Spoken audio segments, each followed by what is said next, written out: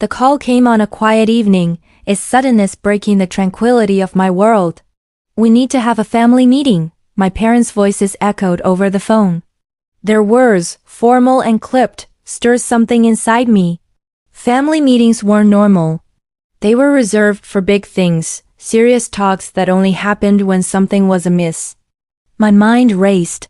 I've been keeping a secret for a few days now, my massive lottery win. The kind of money that could change everything. My mind had already painted a picture of the things I would do, the places I would go, the freedom I'd have. But I never expected this. I never thought it would end up like this. As I hung up the phone, my stomach churned, and I felt a knot tighten in my chest. Something wasn't right. The unsettling sense of unease lingered in the air, and no matter how hard I tried to shake it off, it remained. A dark cloud hanging over me.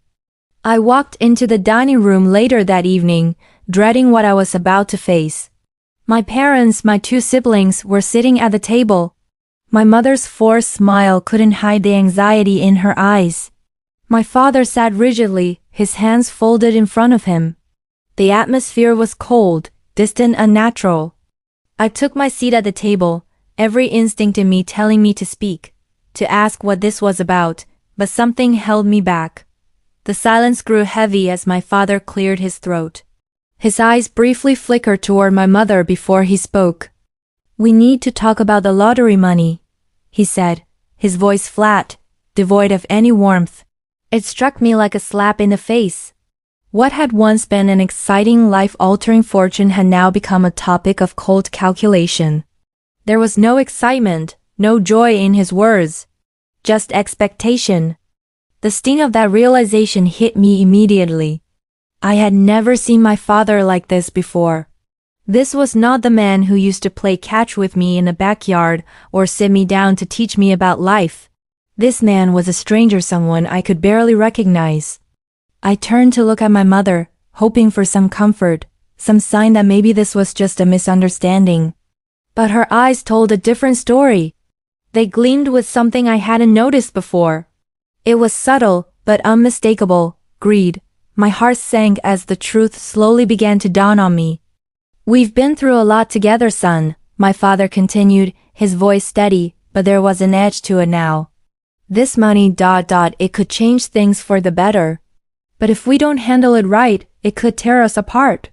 The words hit me like a tidal wave. Was this really happening? Was my father, the man who had always taught me about the importance of family, really saying this? The trust I had placed in him for years felt like it was shattering before my very eyes. "You know," my sister chimed in, her voice dripping with bitterness, "we've all sacrificed so much. Don't you think we deserve something too?" Her words pierced through the room, sharp and unforgiving. She wasn't speaking from a place of love or support. She wasn't asking because she cared about me. No, she was demanding her share as if it were her right. I felt a tightness in my chest, my breaths coming quicker now. This wasn't just about money anymore. This was about trust, betrayal, and the cold realization that the family I had known and loved had changed. My brother, usually quiet in situations like this, shifted uncomfortably in his seat. He said nothing, but I could see the flicker of greed in his eyes too. How had things become this way? I wanted to scream. I wanted to shout at them, to tell them how wrong this felt. But I didn't. I stayed silent, my mind racing. The calm, loving family I had grown up with was gone, replaced by something else entirely. Something ugly. I had known that money could change people, but I had never believed it could change my family. As I sat there, I tried to remember the good times, the moments when we were a family, when we laughed together and shared stories late into the night. But those memories felt distant now, as if they belonged to someone else. They felt like an illusion. A past that had vanished in the wake of this conversation. Then the worst part came. My father, without warning, stood up from the table. His chair scraped against the floor in a way that made my heart skip a beat. "I can't do this," he muttered, shaking his head. His tone was final, but I couldn't understand what had just happened. "I need some air," he added, his voice barely audible. And then he left, just like that. Without another word, without so much as a glance in my direction. I was paralyzed in my seat. My mind couldn't process what had just happened. How could he leave? How could he walk away from his own family like this? I had spent my whole life looking up to him, trusting him, believing that he had my back no matter what. And now, he just walked out, leaving me with nothing but the hollow ache of betrayal. The silence that followed his departure was suffocating. My mother, for the first time, seemed at a loss for words. She didn't know how to continue, how to pretend that everything was normal. Her facade cracked, just for a moment, and I saw her vulnerability. The same woman who had raised me, who had kissed my scraped knees and held me when I was scared, was now sitting there, unsure of what to do next. My sister, clearly frustrated, slammed her hand on the table.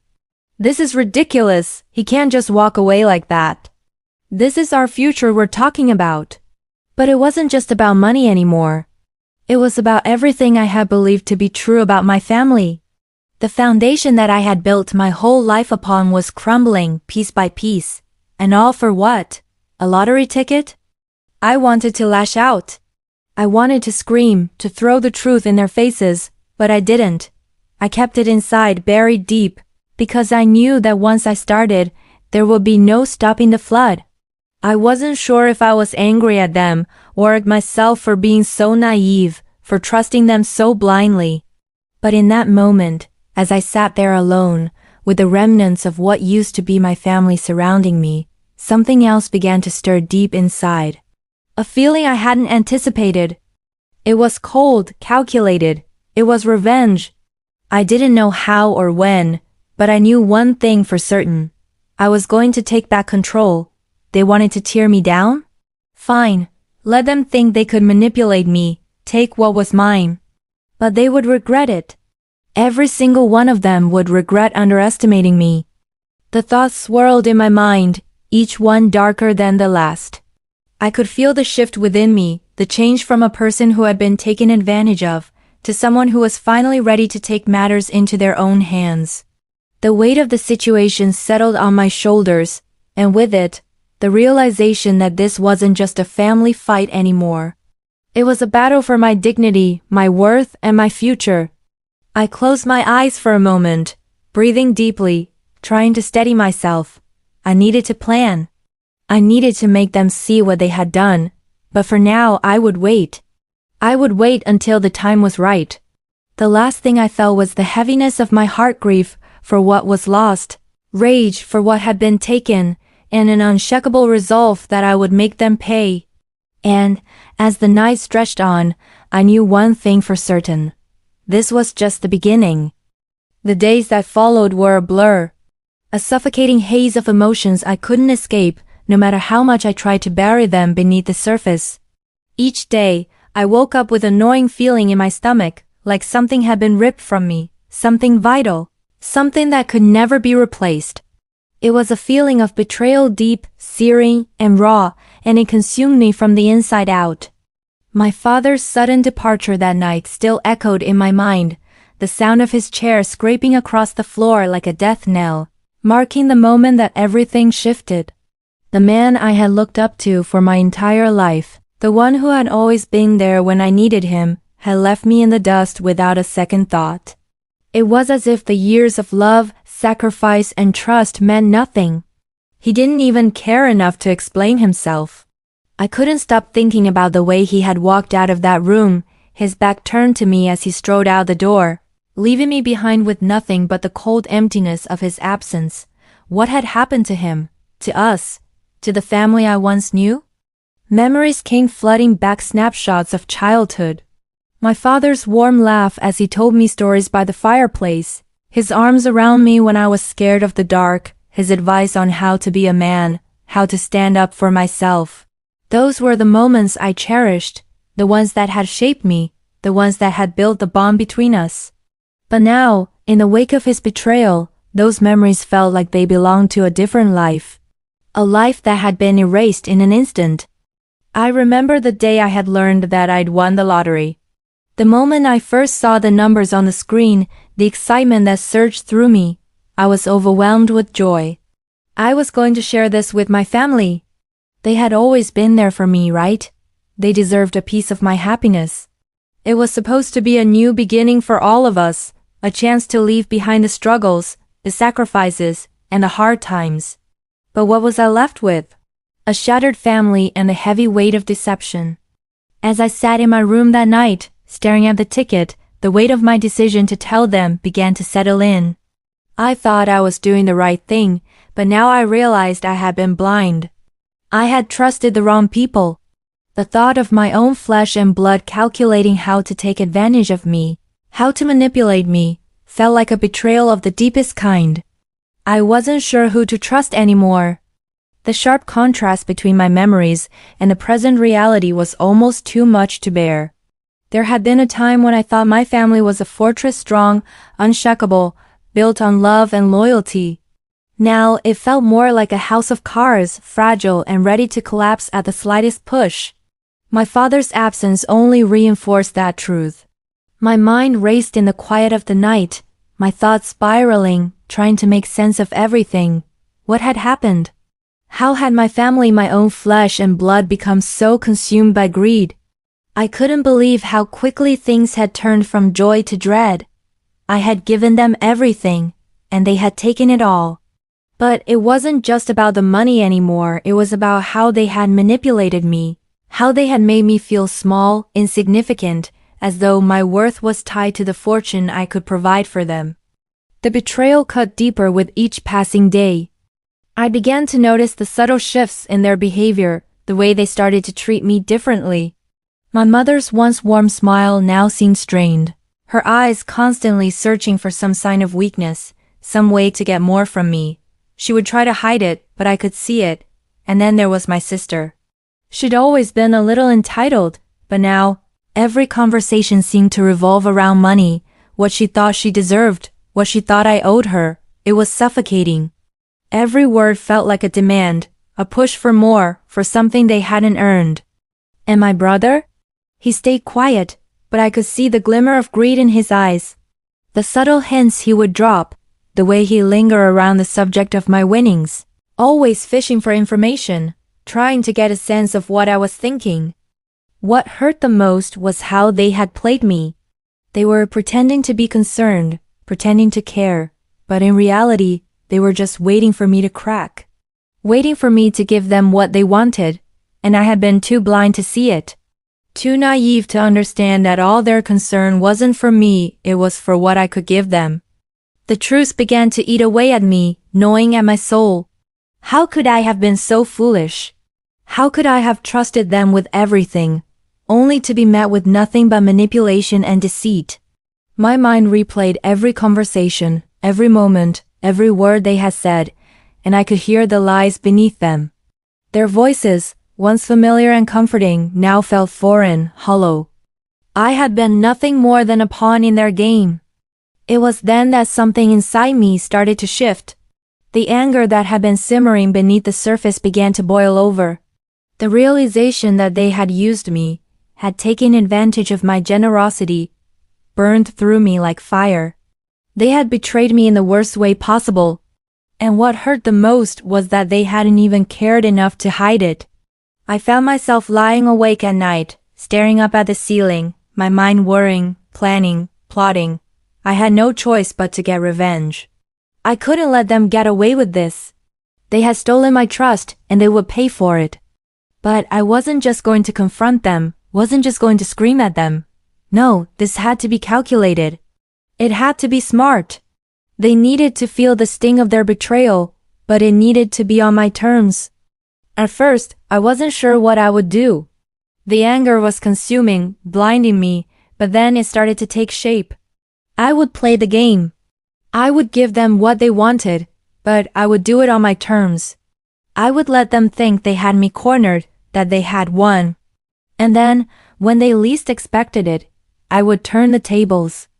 My mind began to race with possibilities, with schemes that would make them pay for what they had done. It wasn't about money anymore. It was about my dignity, my pride. It was about showing them that I wasn't just some fool they could walk all over.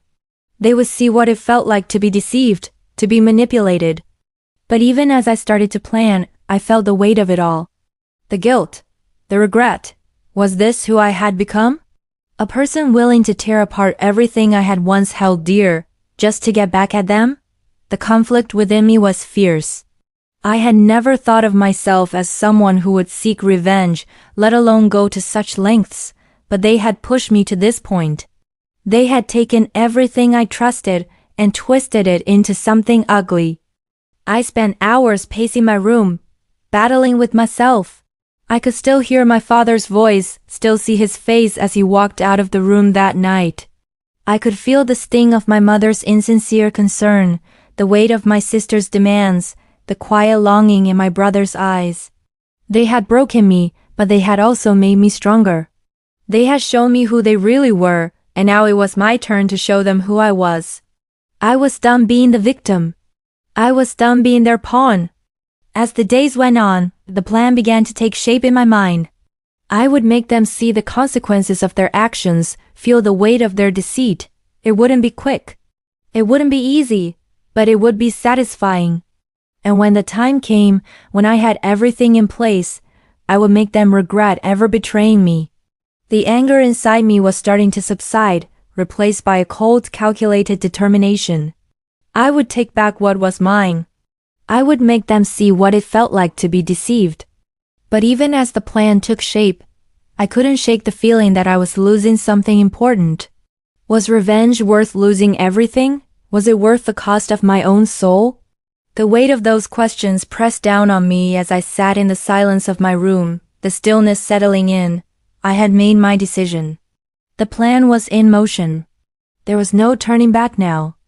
But even as I moved forward with my revenge, I couldn't help but feel the deep aching emptiness that had taken root in my heart. The family I had once known was gone, and in its place, only the cold remnants of betrayal remained. And so, with a heavy heart and a mind set on retribution, I began the long, painful journey toward what I knew would be a devastating end. The weight of everything that had happened, the betrayal, the lies, the manipulation pressed on me every moment of the day. I felt trapped in a never-ending loop of memories and rage, unable to escape the cycle that my family had set into motion. Each day that passed without me taking action felt like another piece of my soul slipping away. The anger still burned, but now it was mixed with a deep, hollow sorrow that made everything feel heavier. The resentment grew stronger, and yet there was a gnawing sense of doubt, a voice deep inside me that questioned whether revenge was truly the answer. I couldn't ignore it anymore. The truth was, I had never imagined myself here. In all those moments when I had imagined what it would be like to have the money, I had never pictured it leading to this, the destruction of the very thing I had always held most dear, my family. And yet, here I was, caught between the urge to get even and the realization that getting even meant irrevocably destroying everything I had once known. The plan was already taking shape. I had made small moves here and there, subtle gestures that went unnoticed at first. But now, as I sat in the stillness of my room, the reality of what I was about to do weighed heavily on me.